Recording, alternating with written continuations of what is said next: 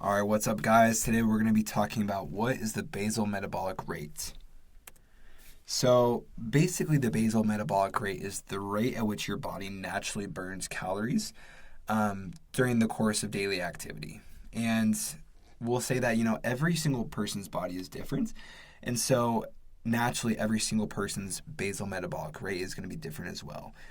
This is a very important number to know, especially when it comes to, how much food should I be eating, especially in connection with, I want to exercise and, how much calories do I need? What's a good caloric deficit? All that stuff.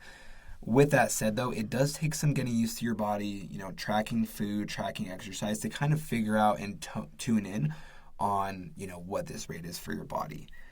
Again, essentially, this is the amount of calories that your body burns to stay alive. Just go about, like as if you just laid in bed all day and just breathed. Exactly. Right. What number of calories does your body do just to keep all of its functions going? That's right. So closely connected to that, to basal metabolic rate, is what's called your total daily energy expenditure. This is the amount of calories that you burn by doing all your daily activities. So you can see that it's an amount on top of that basal metabolic rate, right? So these are things like walking up and down stairs, or making dinner, grabbing groceries, whatever you're doing. Going to the gym, right? Going to the gym, even, yeah. These are things that are burning excess calories other than what your body burns just by breathing and existing.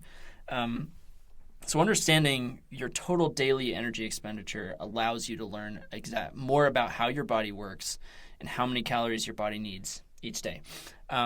So it is kind of tricky to find out. Like, I'm not going to lie. It actually took me a long time to, hone in on exactly what my body does and what my body burns generally.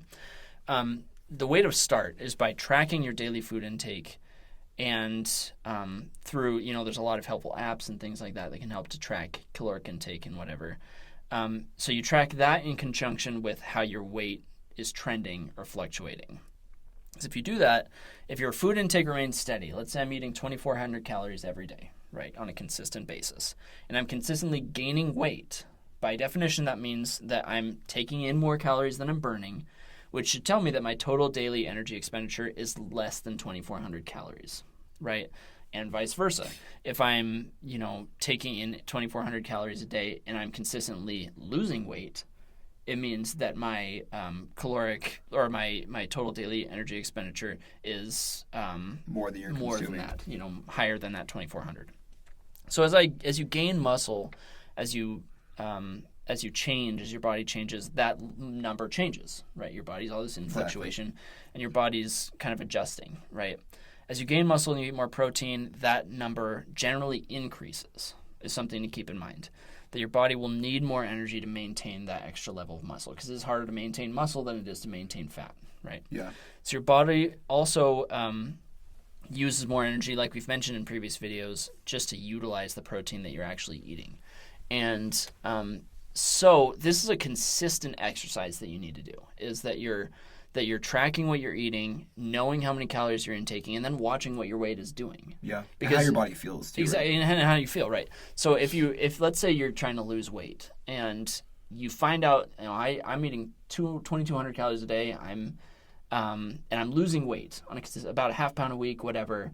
But then eventually you'll stop losing weight. It's not because you're doing it wrong. It's because your body has adjusted that total daily energy expenditure downward. So at that point, you can restrict calories a little bit further to continue that weight loss. Exactly.